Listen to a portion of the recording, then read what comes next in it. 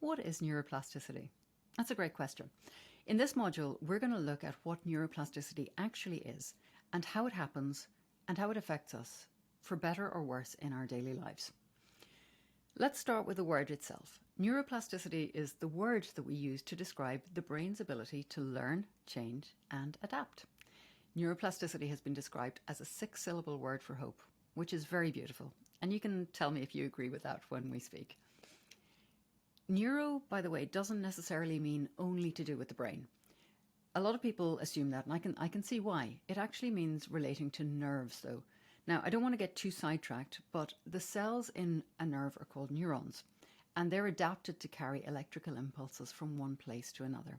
And a bundle of neurons is called a nerve. One nerve that we'll talk about later in the program is the vagus nerve. And that's a bit like an information highway between your organs and your brain. Neurons, on the other hand, are specialized to transmit information throughout the body.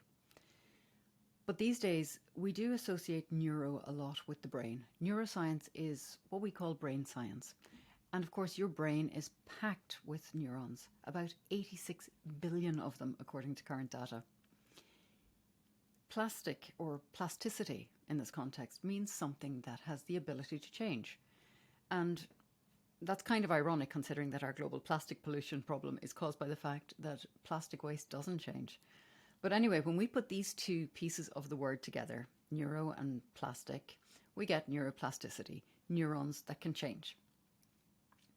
Historically, it was assumed that when we grew up, when we became adults, our neuroplasticity ended. It's that pervasive and damaging idea that you can't teach an old dog new tricks. But we now know that our brains can and do learn and change right throughout our lives. And the more we use our neuroplasticity, the easier it is to use it and make use of it. Use it or lose it, as they say.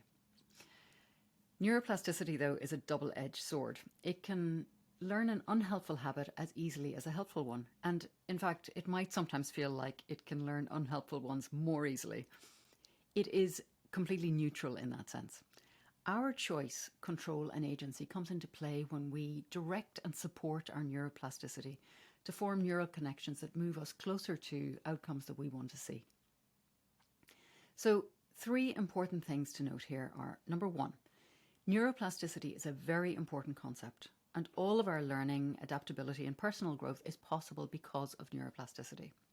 Number 2, neuroplasticity never stops. Right throughout our lives, our brains can learn, change, and adapt, and the more we use it, the more effective we are at using it. Number 3, neuroplasticity is neutral. It can help us to do amazing things, but it can also get in the way of us doing things that we want to do if we don't understand how it works and what we can do to support it. And that's the foundation of this program, understanding how your brain works, so that you can direct your neuroplasticity in ways that support the outcomes that you want. In the next segment, we'll start to unpack why learning and change can sometimes feel difficult and what we can do about that.